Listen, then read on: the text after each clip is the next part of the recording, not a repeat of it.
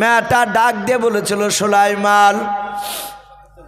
সুলাইমান আলাইহিস সালাম ডাক দিয়ে বলেছিল মা আপনি বলুন। বলে বাবা সুলাইমান ওই যে মেয়েটার কোলে বাচ্চাটা দেখতে পাচ্ছ? বলে হ্যাঁ ওই বাচ্চাটা হচ্ছে আমার কলিজা টুকরা বাচ্চাও। সুলাইমান ডাক দিয়ে বলেছিল মা ওই বাচ্চাটা তোমার, তো তোমার কোলে কেন নাই? বলে বেটা ওই জন্য তো আমি বলেছি তোমার আব্বার কিয়ামতের ময়দানে আমি বিচার দেব বলেছে। তোমার আব্বা দাউদ নবী আলাইহিস সালাম ন্যায্য বিচার করে দিতে পারেনি।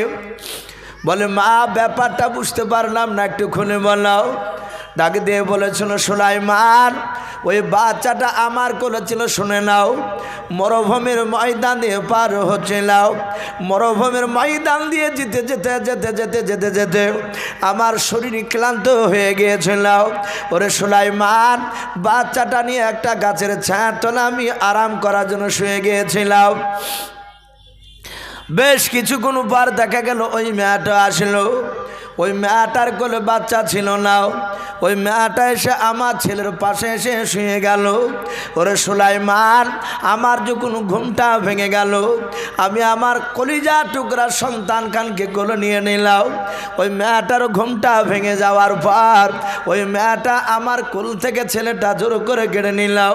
আমি বলেছিলাম বোন তুমি আমার বাচ্চা কেন কেড়ে নিচ্ছ? বললাম মেয়েটা ডাক দিয়ে বলেছিল বোন এ বাচ্চা তোমার না, এ বাচ্চা হচ্ছে আমার বাচ্চা। ডাক দিয়ে বললাম না মা তোমার বাচ্চা না, আমার বাচ্চা। দুজনার মধ্যে ঝামেলা শুরু হয়ে গেল। ওই মেয়েটা ডাক দিয়ে বলেছিল বোন রে এইভাবে ঝামেলা করে লাভ হবে না, চলো আমরা দাউদ নবীর দরবারে বিচার নিয়ে যাব। ওগা সুলাইমান আমি তোমার আব্বার দরবারে শুনে না বিচার নিয়ে যাওয়ার পর তোমার আব্বাকে দেখলাম, শুনে নাও তোমার আব্বা ন্যায্য বিচার করে দিতে পারলো না। ওরে সুলাইমান ওই মেয়েটা অভিনয় করে কান্না করেছিল, বেশি খুশি করে অভিনয় করে কান্না করার জন্য তোমার আব্বা রায় প্রকাশ করেছে ওই মেয়েটার বাচ্চাও।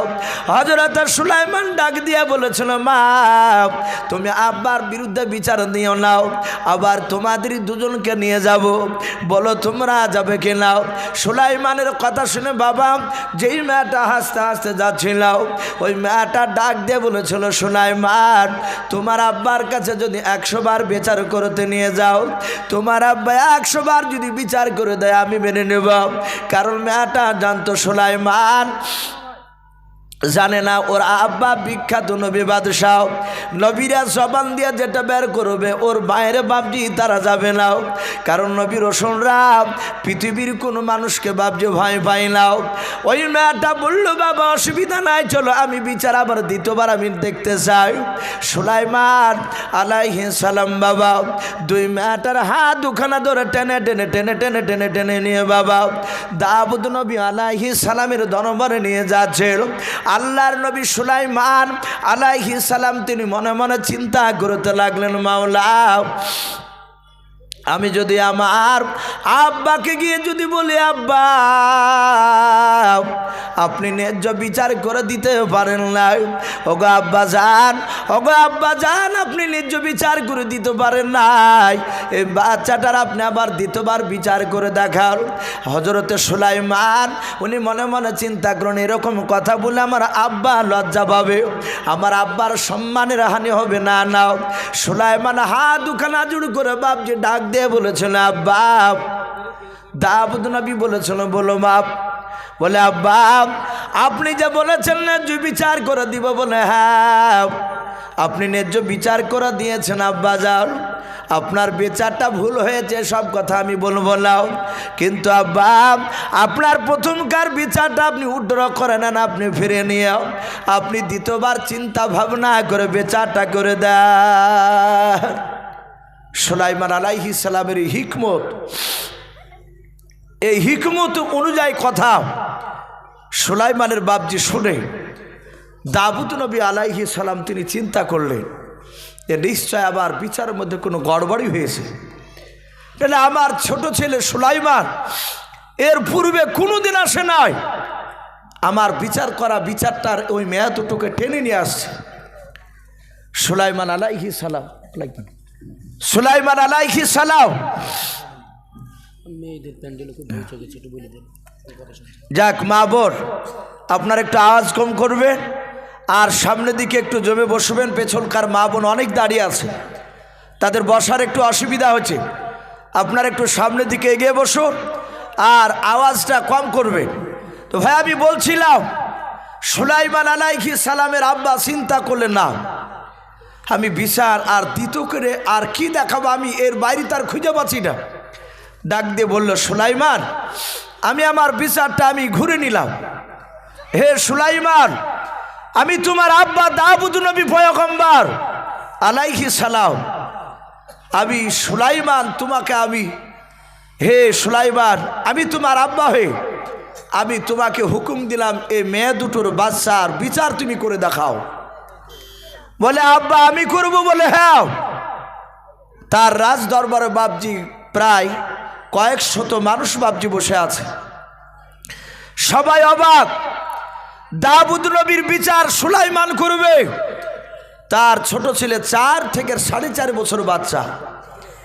বলে আব্বা আমি বিচার করব? বলে হ্যাঁ। বলে আপনি তাহলে বসুন, আপনি হুকুম দিয়েছেন, তাহলে আমি ন্যায্য বিচার করে একটু দেখাবো আপনাকে।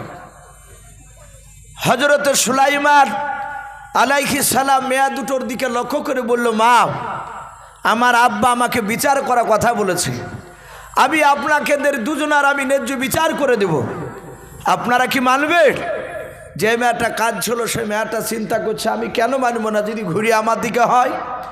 আর যেই মেয়েটা হাসতে হাসতে যাচ্ছিল সে চিন্তা করলো যে বাপে যখন বিচার করে আমাকে বাচ্চা দিয়েছে, ওর সন্তান ওর বাপের বিরুদ্ধে বিচার করতে পারবে না, তাহলে ওর বাপের বিচারের দিকে লক্ষ্য করে এই বাচ্চা ছেলে বিচার কি বুঝে, হয়তো ওর বাপের মতোই বলবে যে এই বাচ্চা তো বাড়ি, তাহলে আমি পাবো বাচ্চা।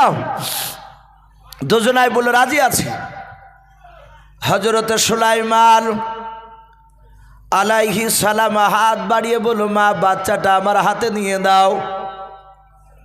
বাচ্চাটা হাতে নেওয়ার পর সুলাইমান আলাইহিস সালাম ডাক দিয়ে বলেন, আব্বা এই বাচ্চাটা আপনি একটু কোলে ধরুন।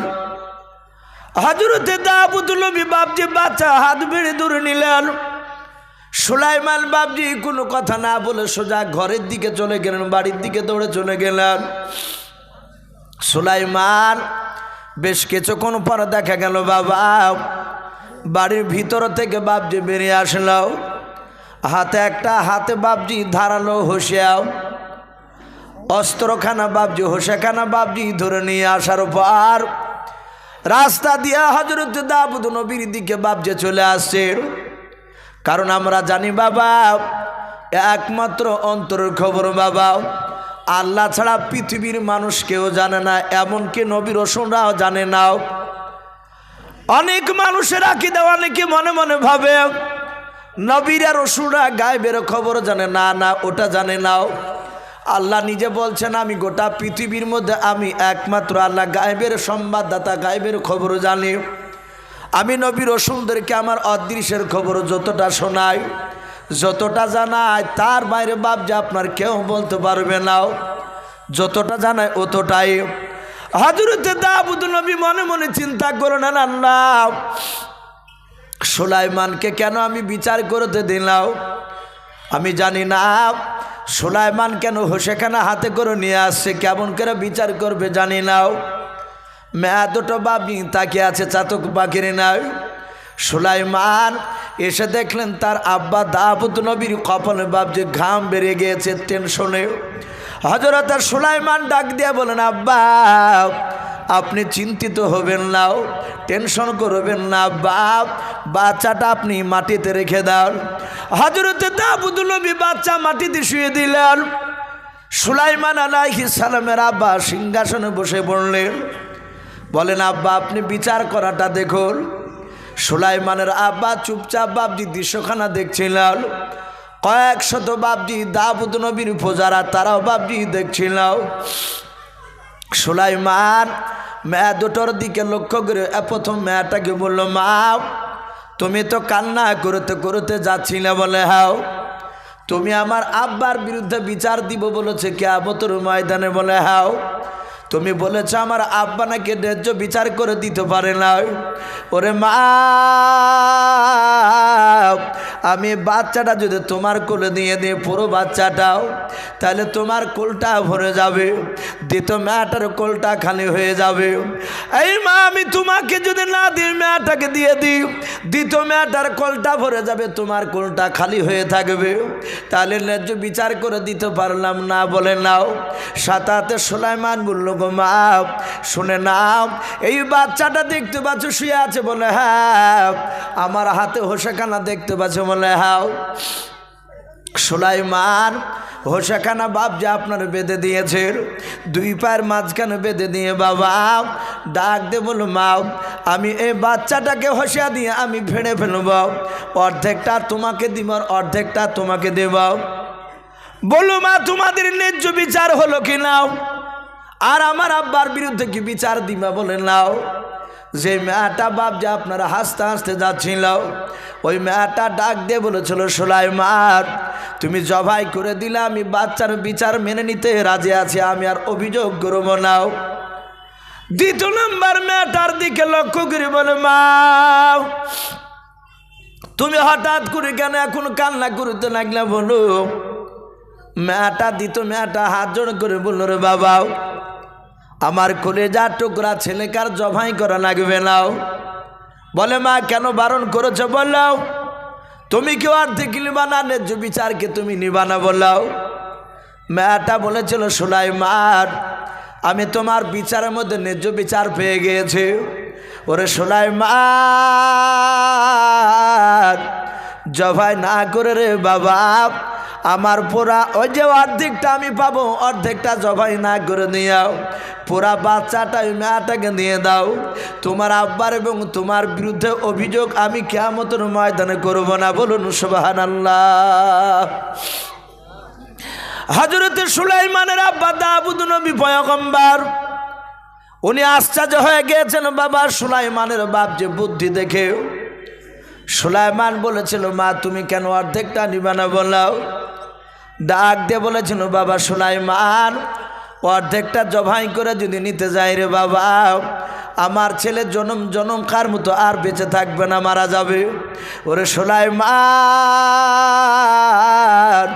কমসে কম আমার ছেলে তো জিন্দা থাকবে অর্ধেকটা না নিলেও ওই ছেলেটা আস্তে আস্তে বুড়ো হওয়ার পর রাস্তা দিয়ে যখন চলাফেরা করবে আমি আমার ছেলেটার দিকে লক্ষ্য করে নিয়েও আমি নজর করে আমার দিলকে সাবর দিয়ে বলতে পারবো আল্লাহ এ হেঁটে যাচ্ছে এই বাচ্চাটা আমার কলিজা টুকরা সন্তান ওগো বাবা এই ছেলেটাকে জবাই করো না আমি দেখতে পাবো যে ওটা আমার সন্তান আমি দূর থেকে আড়াল থেকে আমি নিজের জানকে একটু সবক দিতে পারবো আমি বোঝানোর চেষ্টা করতে পারবো সুলাইমান মেয়েটার কথা শুনে কাঁদতে লাগলেন হোসেখানা টান মেরে ফেলে দিয়ে বাচ্চাটাকে বুকের সাথে সুলাইমান জড়ে ধরে কপালে সুমা দিয়ে বলছেন আব্বা আপনি যে প্রথম যে মেয়েটাকে দিয়েছিলেন বাচ্চা এই বিচারটা আপনার ভুল হয়েছিল এই দ্বিতীয় যে মেয়েটা বাচ্চাটাকে জবাই করো না বলল এই বাচ্চাটা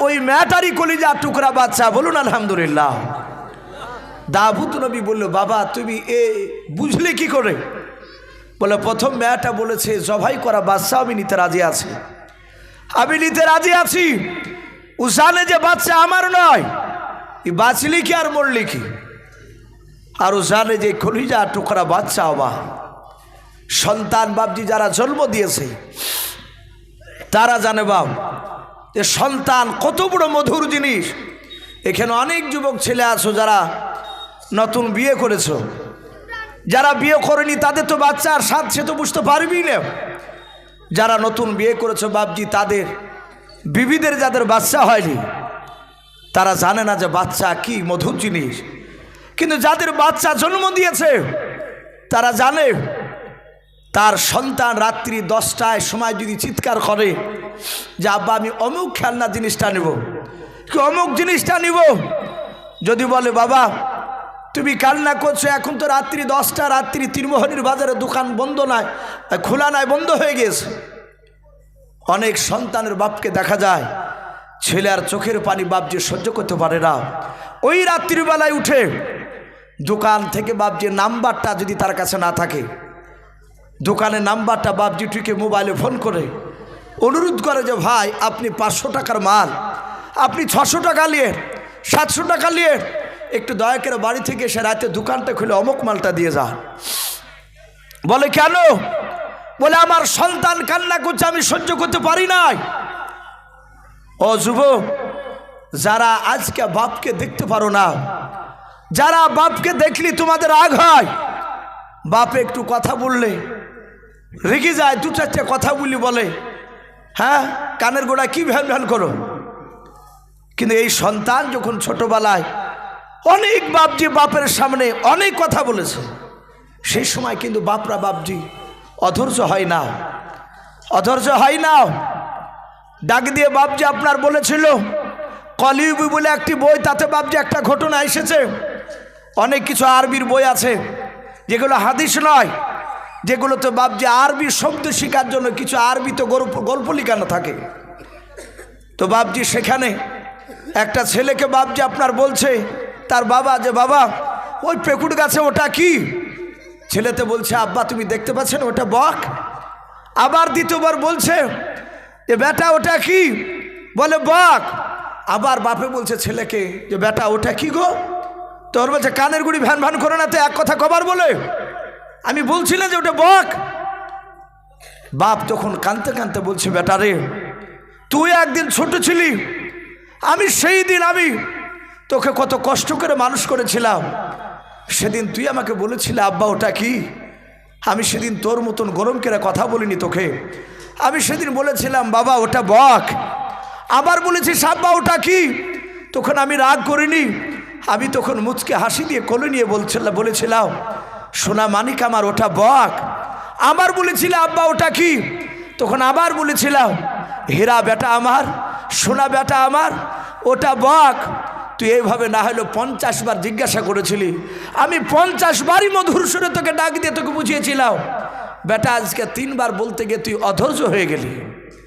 অনেকে হচ্ছে, অনেক সন্তান ভুলে ফেলে যে তোমার বাড়িতে জন্ম নিয়ে ভুলই করিয়েছে, অ্যাপাসি গাড়ি কিংবা হয়তো ওইসব বড়ো বড়ো মোংড়া মুখিয়া গাড়িগুলো কিনে দিতে পারছে না, তখন বলছে যে তোমার ঘরে জন্ম নিয়ে ভুলই করিয়েছে। আরে বেটা ভুল করেছি, তুই পরিশ্রম করে কিনগা না, তুই তোর অত বাপকে কষ্ট দিচ্ছিস কেন? বাপ কাঁদে। আমি যুবক ভাই সকলকে বলবো একটু বাপের মার দিকে একটু মহব্বত নজরে তাকাবে, একটু তাকাবেন। বিবির পাল্লায় পড়ে আপনার বাপ মাকে ভুলে যাবেন না, বাপ মাকে পার করবেন না। বাপ মা যদি আঘাত পেয়ে যায় আপনার জীবনটা মৃত্যুর পর দেখবেন বরবাদ হয়ে গেছে, এখন বুঝতে পারবেন না। মৃত্যুর পর নবী বলেছেন তার জীবনটা ধ্বংস। আমি বলছিলাম সুলাইমান বাচ্চাটার বাপ যে আপনার কোলে করে নিয়ে সুমা দিয়ে মেয়েটার কোলে দিয়ে বলল যাও তোমারই বাচ্চা তুমি নিয়ে চলে যাও। দাউদ নবী আলাইহিস সালাম আর বসে থাকতে পারলেন না, সিংহাসন থেকে নেমে 4 থেকে 4.5 বছরের সুলাইমানকে বুকের সাথে জড়ে ধরে সুলাইমানের কপালে সুমা দিয়ে বলল বেটা এত সুন্দর বুদ্ধি তুমি পেয়েছো। সাথে হাতে বাপজি সুলাইমানের হাতে বাপজি দাউদ নবীর হাতে একটা আংটি ছিল, আংটিটা বের করে বাপজি সুলাইমানের হাতে দিয়ে দিলে।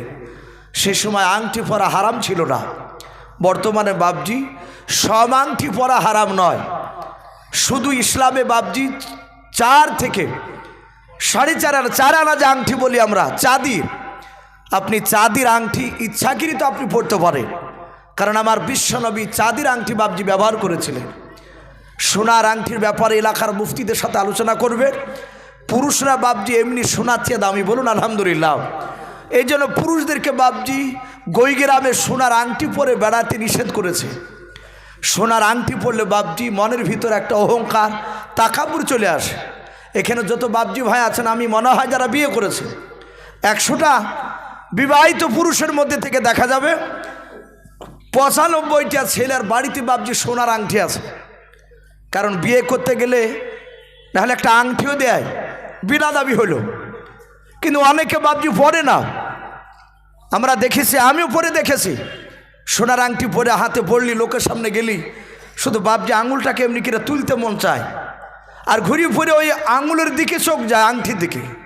মানে সোনার আংটি পরেছি, একদম বাস্তব কথা বলছি। এই জন্য বাপজি সোনার আংটি বাড়িতে পরবেন না। বাড়ি থেকে যখন আপনি বাইরে যাবেন সফরে, বিদেশ জায়গায়, ওই রকম জায়গাতে গেলে সফরের হালাতে সোনার আংটি পরে যাওয়ার অনুমতি আছে। ওখানে অহংকার আসবে না। কেন? যেতে গিয়ে যদি আপনার ব্যাগ উল্টাপাল্টা হয়ে যায়, অনেক সময় ট্রেনে ব্যাগ রেখেছেন, ঘুমিয়ে গিয়েছে, বাংকারে ব্যাগ আছে, আপনার ব্যাগটা অন্যজনে নিয়ে নিয়েছে, আর আরেকজনের ব্যাগ আছে, কিন্তু ওই ব্যাগে হয়তো টাকা ছিল, তাহলে আপনার কাছে তো কিছু নেই, কিংবা পকেটে টাকা আছে, পকেট মারিয়ে কেটে নিয়ে নিয়েছে। এখন বর্তমান বাপজি টাকা যদি চাইতে যান, তাহলে লোকে বলবে যে দেখ ই ভদ্র চিটার, ই ছোট লোক, দেখ পোশাক কত সুন্দর, আবার 10টা নয় 100টা টাকা চাইছে, মানুষ দিতে চাইবে না। অনেক লোক বিপদ উপরে টাকা চায় যে ভাই বাড়ি যাওয়ার মতো টাকাটা একটু দাও। তো বলা হয়েছে আপনার ব্যাগ টাকা যদি হারিয়ে যায়, সোনার আংটি তো বাপজি চুরি করে নিতে পারবে না, একমাত্র জোর করে যদি মারি ধরে নেয় সেটা ভিন্ন কথা, কিন্তু চুরি করে যদি বাড়ি করতে চায় আপনি জানতে পারবেন। তাহলে ওই সময়তে সোনার আংটিটা বিক্রি করে দিয়ে আপনি বাড়ি আসতে পারবে। এই জন্য মুসাফির হালাতে বাপজি সোনার আংটি পরবে, বাদ বাকি বাড়িতে পরবেন না। থাকলে অনেক সময় বিক্রি করে আপনার সংসারের কাজে আসবে। আর বাদ বাকি বাপজি, অনেক যুবক ভাই, অনেক বাপজিকে দেখেছি, কিছু মুসল্লিকে দেখা যায়, সেই বাপজি আপনার 18 বছর যুবক যখন ছিল তখন একটা তামার আংটিকে ভরিয়েছে, ভরিয়ে বাপজি দিকে 60, 65, 70 বছর বয়স, তখন তার চামড়াগুলো টান থাকে না, জড়ো হয়ে যায়, তখন দেখা যাচ্ছে গিট মোটা, মাঝখান শুরু হয়ে গেছে, ওই আংটি ভরায় আছে, নামাজ পড়ে। তামার আংটি, পিতলের আংটি, এগুলো শরিয়াতে একবারই হারাম বলা হয়েছে, ব্যবহার করা যাবে না। বাদ বাকি চাঁদির আপনি ব্যবহার করতে পারেন, সব সময় আপনি লোকের সামনে দিবেন, এতে গোনা নেই। হজরতে সুলাইমান আলাইহিস সালামের হাতে আংটি ছিল, ওই আংটিটা বের করে সুলাইমানের আঙুলে বাপজি ভরে দিলে। আংটির ব্যাপারে বলা হয়েছে, ওই আংটিটা থাকলে দাউদ নবী বলেছিলেন, বাবা এই আংটিটা থাকলে আল্লাহ তো হেফাজত করবি, কিন্তু আংটিটা থাকলে তুমি কোনো জায়গায় অসম্মানিত হবে না। বলুন আলহামদুলিল্লাহ। এই সুলাইমান আলাইহিস সালাম এই আংটিটা বাপজি হাতে পরে নিলেন। এইভাবে বাপজি সুলাইমান দুটো বিচার করে দেখে দিয়েছিলেন। বাপজি আমার সোনা লালেরাও, এই সুলাইমান আলাইহিস সালামের কথা তাফসীরে অনেক ঘটনা পাওয়া যায়। কেতাবে লিখেছে একটা হায়াতুল হাইওয়ান বলে একটি কেতাব, ওই কেতাবে বাপজি সুলাইমান আলাইহিস সালামের কথা এসেছে। সুলাইমান আলাইহিস সালাম তখনও বাপজি গোটা পৃথিবীর বাদশাহ হতে পারেনি, একদিনে তো হঠাৎ করে হয়নি, আস্তে আস্তে বাপজি দেশ জয় করতে করতে গোটা পৃথিবীর বাদশাহ হয়েছিলেন। কিন্তু কেতাবে লিখেছে তখনও হয়নি, কিন্তু তিনি তখন নবী। সুলাইমান, মহান রব্বুল আলামিন বলছে, আমি সুলাইমানকে এত বড় হিকমত জ্ঞান দান করেছিলাম, এত বাদশাহ এত সম্মান দিয়েছিলাম। সুলাইমান আলাইহিস সালাম উনি যে বাপজি সিংহাসনে বসতেন, স্টেজের উপরে বসে থাকতে, কেতাবে লিখেছে স্টেজটা কত বড়। এই যে আমরা বসে আছি, আপনাদের এই ভিকুতলা মহিলা মাদ্রাসার সম্মানীয় কারি সাহেব যে আব্দুল মাজিদ সাহেব বসে আছে, আমি বসে আছি, আরও হয়তো কয়েকজন বাপজি বসে আছে, এখানে চেয়ার আছে। আমরা জানি যে এই স্টেজের উপরে চেয়ার রাখলে খুব বেশি বেশি ধরলে আপনার মোটামুটি এখানে এই যে বসে আছি চেয়ার, এই চেয়ারগুলো বাপজি রাখলে খুব জোর হলে 30টা ধরবে না, আর 5টা দিয়ে 35। আচ্ছা বলে সুলাইমান আলাইহিস সালাম যে সিংহাসন বসতে, ওই স্টেজটা কত বড় ছিল বাপজি কারো মনে আছে আপনাদের?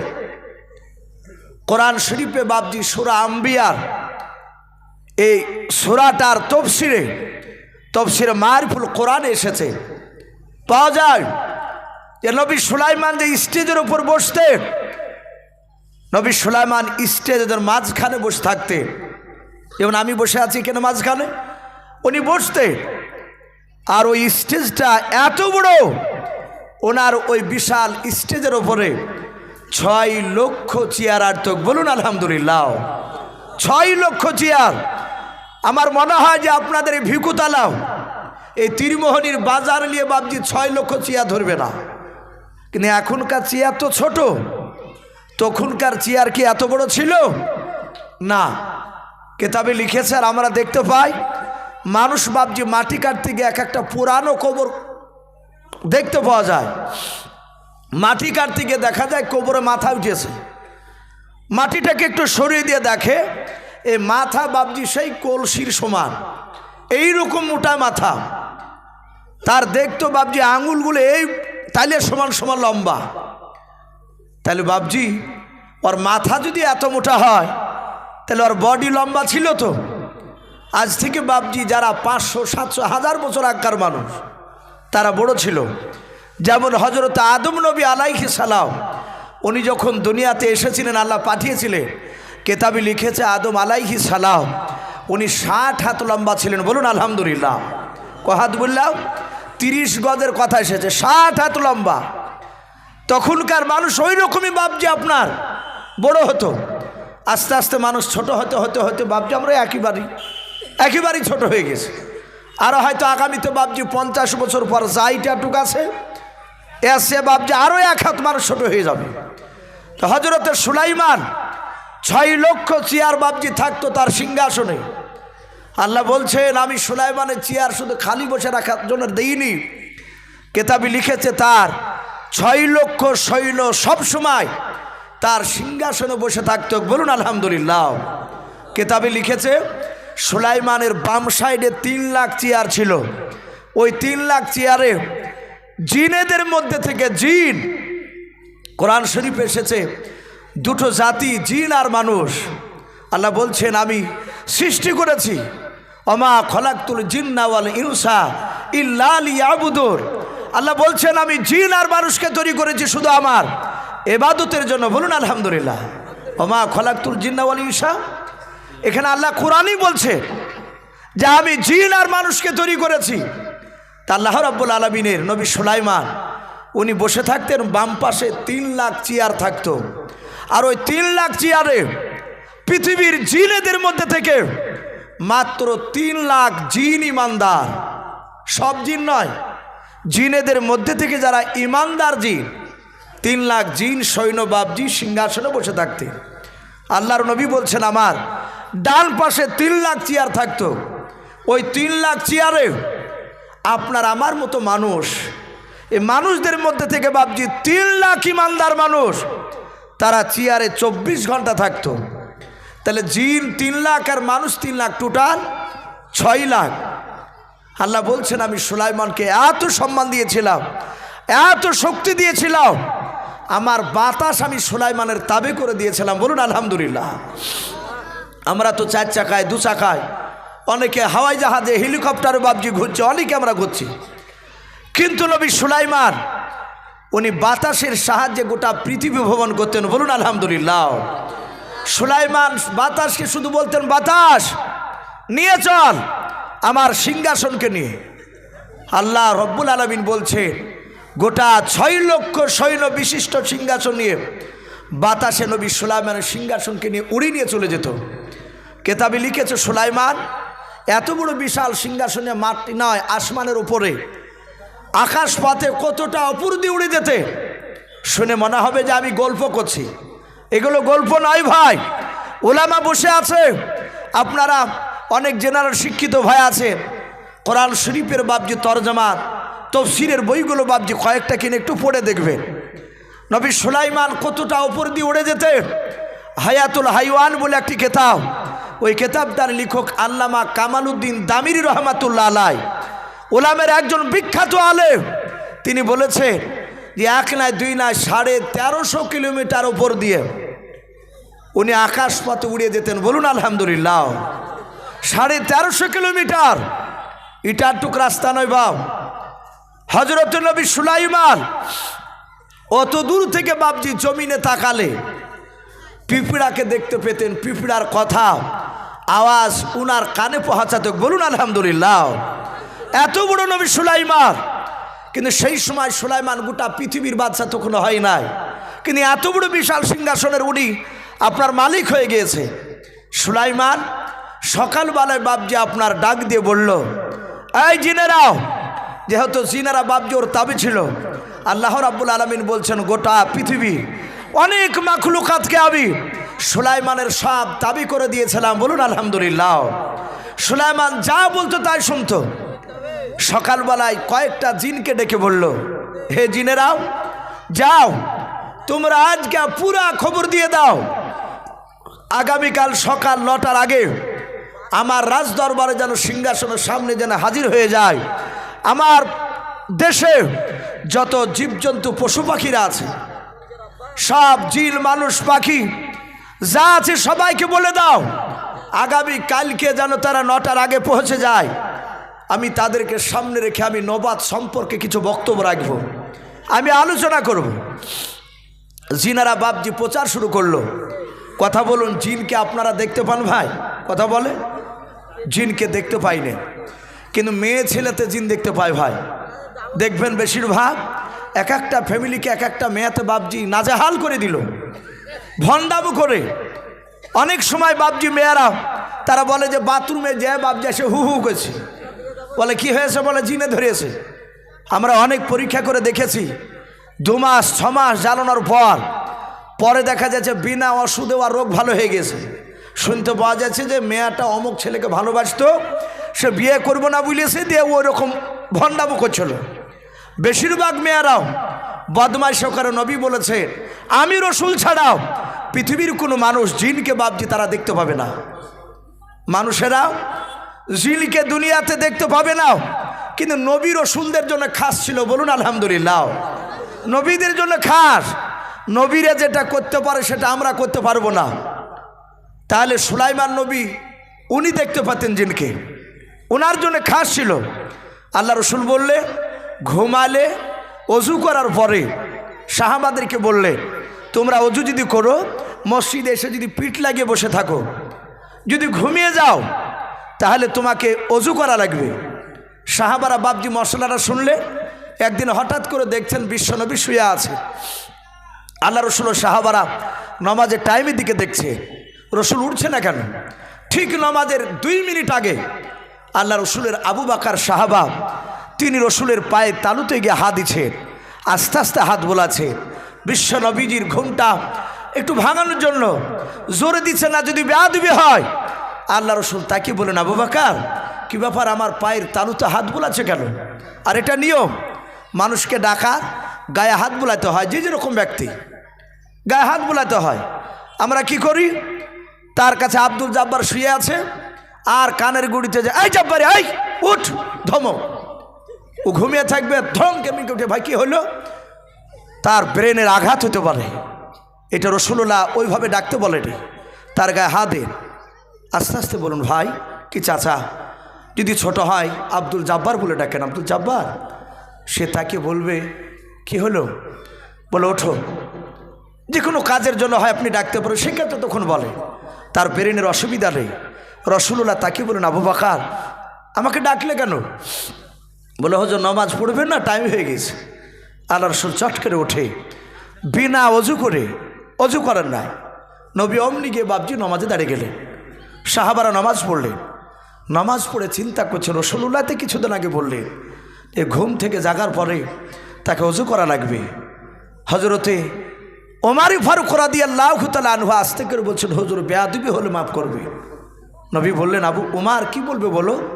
বলে হুজুর আপনি বলেন ঘুমালে মানুষ অজু ভেঙে যায়, কিন্তু আপনি শুয়ে ঘুমাচ্ছিলেন, আপনি অজুকে করলেন না। বিশ্বনবী মুচকে মুচকে হাসছে। নবী বলেন সাহাবা এটা আমি রসুল, আমি তোমাদের মতো নয়। এই সাহাবা আমি শুনে নাও, আমার চোখ বন্ধ ছিল কিন্তু আমার অন্তর জেগেছিল। বলুন আলহামদুলিল্লাহ। নবী আর এক জায়গায় বলেছে আমাকে আল্লাহ খাওয়ায়। বলুন আলহামদুলিল্লাহ। তো নবীদের জন্য বাপজি কিছু খাস ছিল, যেগুলো আপনার আমার জন্য বাপজি প্রযোজ্য সেগুলো হবে না। তাহলে নবীরা বাপজি জিনকে দেখতে পারে। হজরতে সুলাইমান আলাইহিস সালাম বাপজি আপনার জিনেদেরকে বলেন, জিনেরা চারিদিকে বাপজি আওয়াজ দিতে লাগলো। জিনেরা যখন আওয়াজ দিচ্ছিল, সুলাইমানের একেবারে তার যে সীমানা ছিল দেশ, সেই সীমানার একেবারে শেষে বৈকালবেলায় জিন যখন প্রচার করছিল, হঠাৎ করে দেখছে একটা বিশাল আকারের পাখি। পাখিটার নাম কেতাবে এসেছে অনুকা। কি নাম বললাম? অনুকা। বিরাট বড় পাখি, ছোট ছোট একটা পাহাড়ের সমান সে ডিম দিত। প্রায় 1 বিঘার উপরে ওই জায়গা লাগতো তার বসতে। বলুন আলহামদুলিল্লাহ। এত বড় পাখি, আপনাদের চিন্তা হবে যে এত বড় পাখি সম্ভব নয়। আল্লাহ বলছেন আমার পৃথিবীতে বহু মাখলুকাত রয়েছে, মানুষ তোমরা কিছু দেখতে পেয়েছো, আবার এমন কিছু আমার মাখলুকাত রয়েছে যা মানুষ তোমরা দেখতে পাও না। পৃথিবীতে এক শ্রেণীর মাখলুকাত পাখি রয়েছে যারা জন্ম নেওয়ার পর থেকে মৃত্যু পর্যন্ত তারা 1 সেকেন্ডের জন্য বাপজি মাটিতে গাছে বসে না, তারা আকাশে উড়তে থাকে। আবার এক শ্রেণীর পাখি আছে তাদের গায়ে ময়লা হলে তারা আগুনের ভিতর চলে যায়, আর আগুনের ভিতর থেকে বেরিয়ে আসলে তাদের ময়লাগুলো দূর হয়ে যায়, কিন্তু পাখি পড়ে না। আল্লাহর এরকম অনেক মাখলুকাত রয়েছে যা মানুষ দেখতে পায় নাই। কেতাবে লিখেছে নবী সুলাইমানের জামানায় একটা জাইলিয়া মাছ ধরা। ওই যে বাপজি জাল কেমনি করে জোরে ভাব টান মেরে ফেলে না, ওটা কি জাল বলে? খেজাল, অনেকে খেপলা জাল বলে। আমাদের এলাকায় দৌলতাবাদ ঘাসুপুর এলাকায় তড়িয়া জাল বলে। তো ওই জাল ফেলেছে পানিতে মাছ ধরার জন্য। যাহাতে জাল তুলে দেখছে মাছ নয়, বিরাট একটা সুন্দরী নারী পানির ভিতর থেকে বেরে মানুষের মতো কথা বলছে, আর বলছেন ভাই ও জালে ভাই আমাকে ছেড়ে দাও, আমার 2টো বাচ্চা আছে, আমি শিকারি করতে এসে তোমার জালে আটকা পড়ে গিয়েছে। জালে দেখলে এত সুন্দরী নারীকে ছাড়া যাবে না। এই সুলাইমানের জীবনীতে এসেছে। তাহলে মানুষ যে বাপজি পানির তলে এক শ্রেণীর মানুষ বাস করে, এগুলো আমরা দেখতে পাই না। আল্লাহর বহু মাখলুকাত রয়েছে যা মানুষের একেবারে নাগালের বাইরে। ওই পাখিটা ডাক দিয়ে বলল চিনকে, এই কোথায় যেতে বলছিস? বলে আমাদের দেশের নবী সুলাইমান ডাক দিয়েছে, আগামীকাল সকাল 9টার আগে তার দরবারে পৌঁছালে উনি নবুয়ত সম্পর্কে তিনি বক্তব্য রাখবেন। পাখিটা বলল নবী সুলাইমান কে? বলে তুমি জানো না? বলে নাও। বলে উনি বিরাট বড় বাদশাহ, বিখ্যাত নবী সুলাইমান। উনি সবারই কথা বুঝতে পারে। হযরত সুলাইমান আলাইহিস সালাম তার নবুয়তের ব্যাপারে জিনকে জিজ্ঞাসা করলো, নবুয়ত বা কি? বলে আমি তা বলতে পারবো না, তুমি গেলেই বুঝতে পারবা।